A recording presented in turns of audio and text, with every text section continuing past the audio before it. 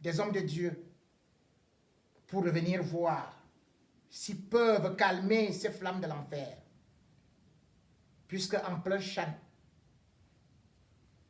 on a vu non seulement des accidents qui font brûler des corps, mais on est en train d'assister à une guerre qui ne s'arrête pas. C'est ainsi que le pape François a envoyé le numéro 2 pour venir au Cameroun. Cela veut dire que pendant qu'on est en train de s'amuser pour le chant, même Dieu est en train de pleurer notre sort. Depuis quand a-t-on vu le numéro 2 du pape s'est déplacé? Il est arrivé le 28. Son éminence, comme on l'appelle, Pietro Cardinal Paroni. Il a été reçu par le Premier ministre Joseph Diom Ngouté. Puis il est parti rencontrer Paul Biya. Derrière ce sourire, à la sortie d'Etoudi, où d'ailleurs il était accompagné par une autre grosse tête du Vatican. Il y a un langage diplomatique, des choses qui sont claires, qui sont nettes. C'est que l'Église est venue dire à Biya, tu ne finis pas la guerre des anglophones, c'est toi qui s'en vas, on va te lâcher. Parce que Biya a profité de ses accointances avec l'Église catholique pour mener cette mauvaise politique, pour tuer, pour assassiner, en donnant de l'argent aux hommes de Dieu. Des hommes de Dieu corrompus, qui malheureusement ont payé cher. Ceux qui ont voulu regarder, ceux qui ont voulu dénoncer les pratiques de ces régimes ont été tués. Mais malheureusement, au Vatican, on n'a jamais eu à lever le ton. Le Vatican, aujourd'hui, face à ce qui est en train de se jouer, de se tramer, a donc décidé de frapper le poing sur la table. Et de parler de ce que je disais depuis, de ce qu'Akere Mouna disait depuis, de ce que Maurice Kamto disait depuis, de ce que les Kawala disaient depuis, à savoir, même la diaspora n'a fait que répéter ça. Le dialogue national inclusif. Vous avez écouté la position du pape. C'est le secrétaire d'État du Vatican qui l'a dit. C'est le dialogue inclusif. Ceux qui avaient passé le temps à dire que force à la loi peuvent donc déjà comprendre que l'heure du purgatoire a sonné avant les portes de l'enfer qui vont bientôt s'ouvrir. Quand vous voulez faire la force, gagner la guerre, si vous ne pouvez pas la gagner, 1 an, 2 ans, 3 ans, 4 ans, mais négociez. Négociez. Et aujourd'hui, Paul Biya ne peut pas échapper. Il ne peut pas échapper parce que, comme je le dis bien, il avait bénéficié des complicités de certains hommes de Dieu qui parfois étaient là, nourris par son ami Bellinga Boutou. Parce que lui-même aussi, ancien séminariste, ils ont côtoyé les prêtres, ils ont fait chemin ensemble, ils ont compris que en nourrissant l'Église,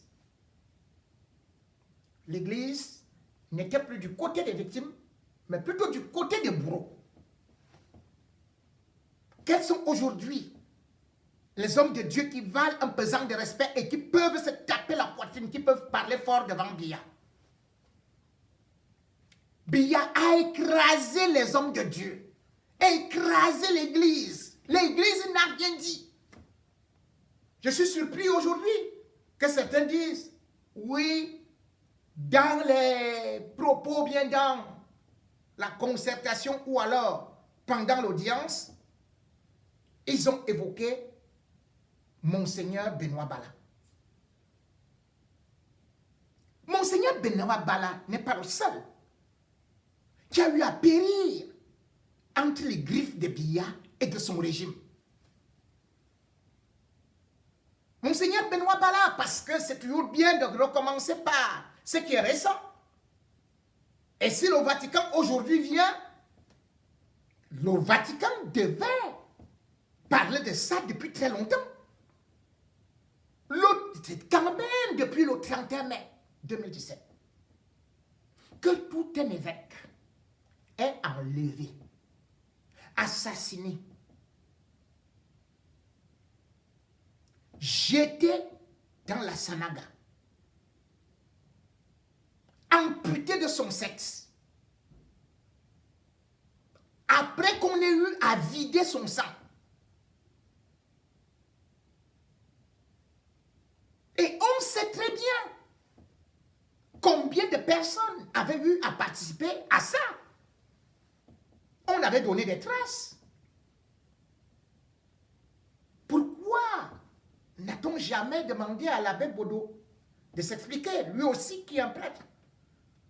Pourquoi n'a-t-on jamais demandé à Peter Mafani Mosongue de s'expliquer sur cette affaire? Le téléphone de Monseigneur Benoît Bala avait pointé pour la dernière fois, non loin de chez M. Bodo. Qu'est-ce qu'il partait faire là-bas? Qui ignorait ça? On a sacrifié Belinga et Boutou, oui. Mais tout un chacun sait que exactement comme ils ont fait avec, avec le père Mjabervin, ils ont bu ce sang-là. Parce que c'est du satanisme. Quel pays au monde a déjà eu autant d'assassinats des hommes de Dieu? On parle de Monseigneur Bala, mais c'est depuis 91 quand notre évêque avait été tué, Monseigneur Plumet, en Gandéré. Il avait été étranglé chez lui. On n'a jamais eu le résultat de cette enquête et le Vatican n'a pas parlé. Monseigneur Plumet, depuis 91. Et vous attendez les résultats de Monseigneur Bala de 2017, lorsqu'on sait même comment est-ce que tout s'est passé. On avait fait une commission d'enquête et il n'était pas le premier évêque à mourir. Biya est venu au pouvoir. Depuis qu'il est arrivé au pouvoir, lui, fils de catéchiste, ancien séminariste, il n'a jamais élucidé le crime d'un seul prêtre. Chacun sait que rien qu'en 88, à Mbalmayo,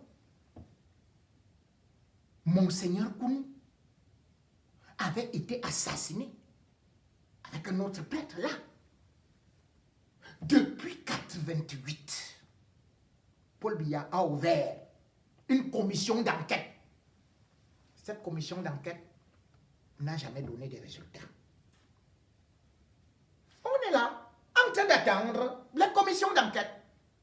Quand Quand il voit qu'il y a quelque chose, commission d'enquête, on vient, on lui donne ce qu'on a écrit, il prend, il met dans son tiroir. Le grand philosophe Angilbert Mbeng, fondateur de l'école Le Sillon, a été assassiné, nu, par les satanistes.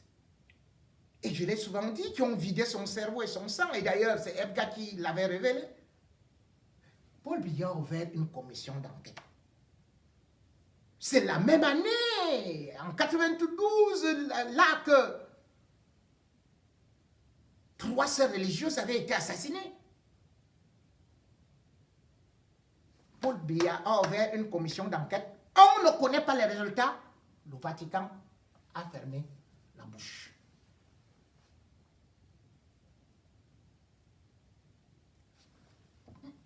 C'est lui qui est le fondateur. Qui était le fondateur du collège noir? L'abbé Agnanois. En 2007, a été tué dans la résidence diplomatique de Bellingham-Boutou, aux États-Unis. La seule chose que Paul Biya a vite fait, c'est de rappeler Bellingham-Boutou au Cameroun, parce que la CIA pouvait se mêler de l'affaire. Le cadavre avait été trouvé derrière la porte. Pourquoi le Vatican n'a pas revendiqué, n'a jamais exigé une enquête par rapport à tout ça?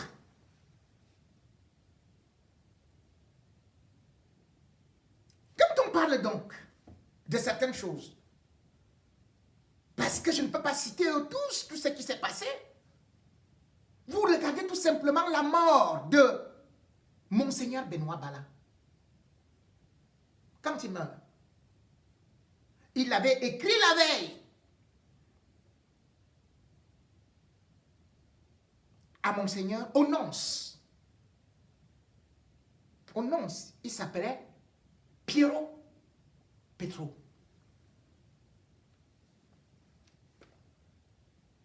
Mais quand il meurt, mais c'est ce Piero Petro qui avait remis la lettre où il dénonçait les gens du régime qui étaient homosexuels et partaient prendre les enfants au séminaire de Bafia.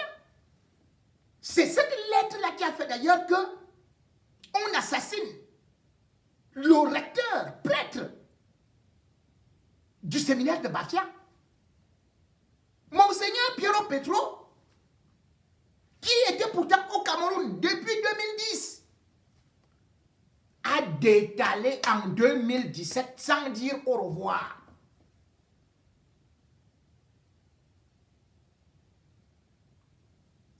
Tout ce qui arrive donc aujourd'hui, quand l'Église, parce que ceux qui sont là au Cameroun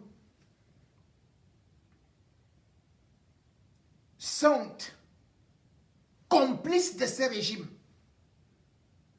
parce que ils pratiquent les mêmes choses que Biya.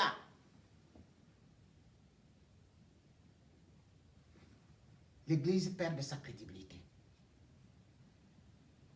On imagine qu'avec le pape François, qui ne fera pas comme certains papes, qui ont même validé l'entrée de Paul Biya dans la franc-maçonnerie, la Rose-Croix, la magie.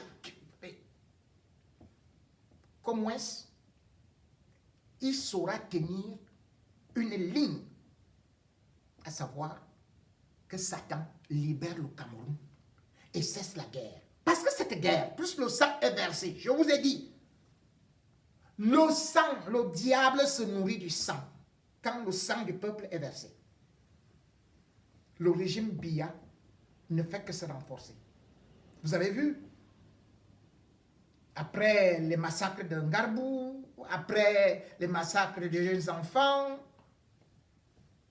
vous avez vu, subitement Biya et son épouse réapparaître, et qui avait disparu depuis.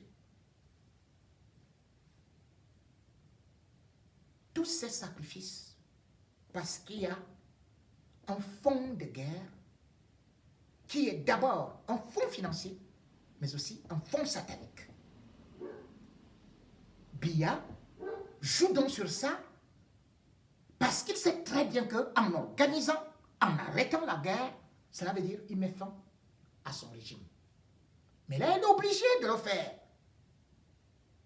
Parce que non seulement c'est le Vatican, mais la communauté internationale, et je le disais la semaine dernière, avec le changement des régimes au niveau des États-Unis, on va lui mettre beaucoup de pression. Pendant que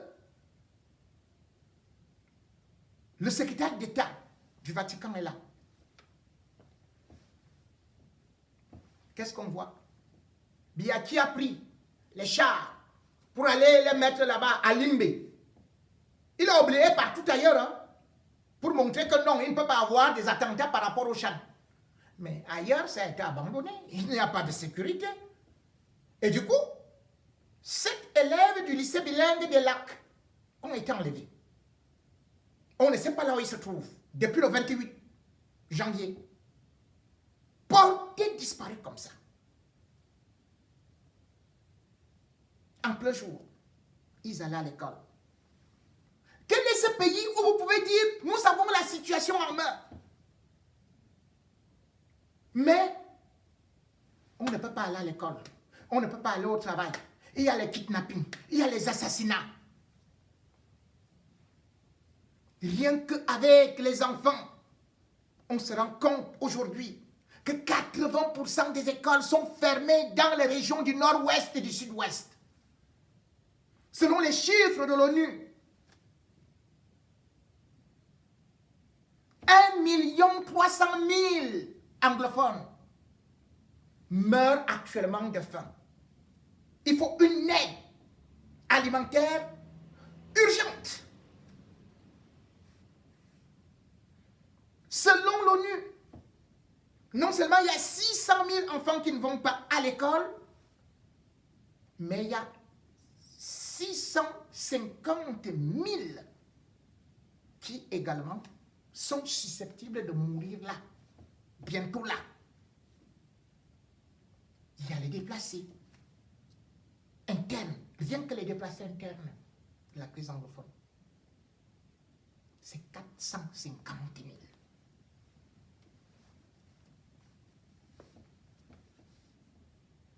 Qu'est-ce qu'on fait? Cette guerre va donc finir, et vient qu'en disant que on va combattre les terroristes, on va combattre les ambazoniens, on va combattre ceci. Donc le régime Biya est pris. Parce que, selon les États-Unis, nous sommes déjà partis de 12 000 morts à certainement 14 000. Les exécutions se poursuivent. L'instabilité, l'insécurité. Et les mêmes gens continuent à vous dire, les sécurocrates, que nous allons gagner la guerre. Nous allons faire ceci. Et ils vont provoquer encore même d'autres guerres. Regardez Atanganji. Atanganji lui-même a installé dans les régions anglophones les Atanganji Boys qui terrorisent la population. Et c'est avec ça qu'ils sont en train de dire que non, c'est les Ambazoniens. Il a des milices. Et avec ça, avec Nganga, ils ne veulent pas qu'on négocie. Regardez, quand aujourd'hui l'Église parle de négociation, la Suisse avait tenté une médiation, le Canada avait tenté une médiation, et surtout la dernière médiation, que j'avais d'ailleurs été le premier à vous annoncer, qu'on avait fait sortir les Ambazoniens, enfin, qu'on avait fait sortir les anglophones. Donc, à Yuktabe, ils étaient 9 pour aller avec eux en volier, négocier. Mais c'est le c'est Écho de la DGSE qui était devant avec l'église catholique. Mais Ngongo a fait que cela foire. Parce que le problème pour lui, c'est que plus la guerre est là, il ne peut avoir que encore de l'argent qui sera injecté. Il ne peut avoir que l'affaiblissement de l'État du Cameroun jusqu'à ce qu'il aura à obtenir le pouvoir. Et il compte sur des gens comme Atangandji. Paul Biya croit que Atangandji l'aime. Alors que Atangandji est dans une logique de servir Ngongo. Comme Ngongo, lui également, se dit qu'il se sert du bir. Et actuellement, ce qu'ils sont en train de calculer, Ngongo a fait croire à Atangandji que dans le prochain remaniement, c'est lui qui sera le ministre de la Défense. Donc, ils doivent dégager Betia Somon. Selon les plans qui ont été faits, puisque lui, c'est le chef de l'État, se dit-il, bénéficiant de l'onction de madame qui est au palais, que maintenant, il faut dégager Betia Somon. Comme ça, on contrôle correctement l'armée. De tous les côtés, on contrôle le ministère de la Défense. Si Paul Biya a encore des oreilles, qu'il se réveille de temps en temps, je vais donc lui dire, contrairement à ce qu'il croit, parce que celui qu'on appelle Minatla, Atangandji, qu'il a pris une fille Boudou, il n'a rien à voir avec Biya sur le plan de la fidélité. Il est déjà au service de Ngongo. Et le seul bon qu'il est en train de faire, qu'il a dansé même la semaine dernière, jusqu'à ce qu'ils ont bu du champagne, qu'il est ministre de la Défense, le prochain ministre de la Défense. Voilà les gens qui veulent prendre le Cameroun dans le sang, après avoir créé une guerre. Ils se disent, ils nous entraînent dedans, dans le génocide, ils font leurs affaires et ils prennent le pouvoir. L'armée camerounaise doit faire très attention.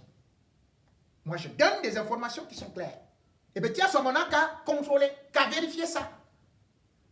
On est en train de s'arranger à ce qu'il soit dégagé pour mieux réussir le coup d'État qui est en train de se préparer. Et quand Betia Somo serait écarté, puisque de l'autre côté, il a quand même Galaxy Touga, qui possède, c'est lui qui l'a nommé, qu'il a beaucoup aujourd'hui de possibilités d'actionner, il se fera peut-être trop tard.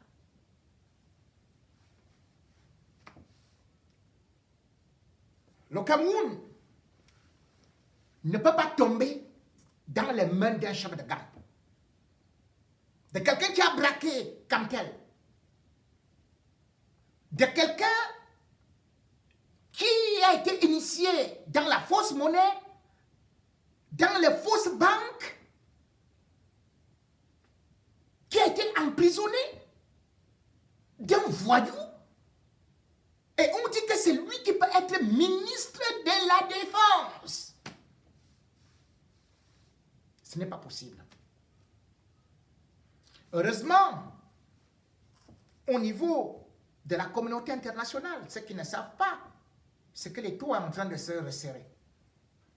Certains ont entendu parler non seulement de certains ministres qui étaient déjà dans le viseur en France, mais ceux qui ne savent pas, c'est que les poursuites judiciaires seront déclenchées. Et comme je l'avais annoncé, les États-Unis vont accélérer le rouleau compresseur.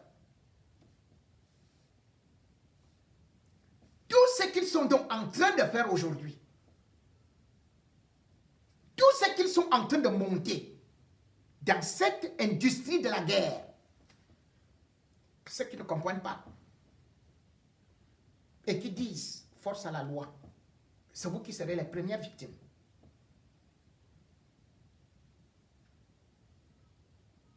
Vous voyez comment ils font tout. Ils vont à l'ouest. Ils vont provoquer Sa Majesté Soukoudjou. Ils veulent créer une guerre entre Bamoun et Bamileke. Ils attendaient la marche pour, une fois de plus, ouvrir un autre front. Comment est-ce que des gens qui veulent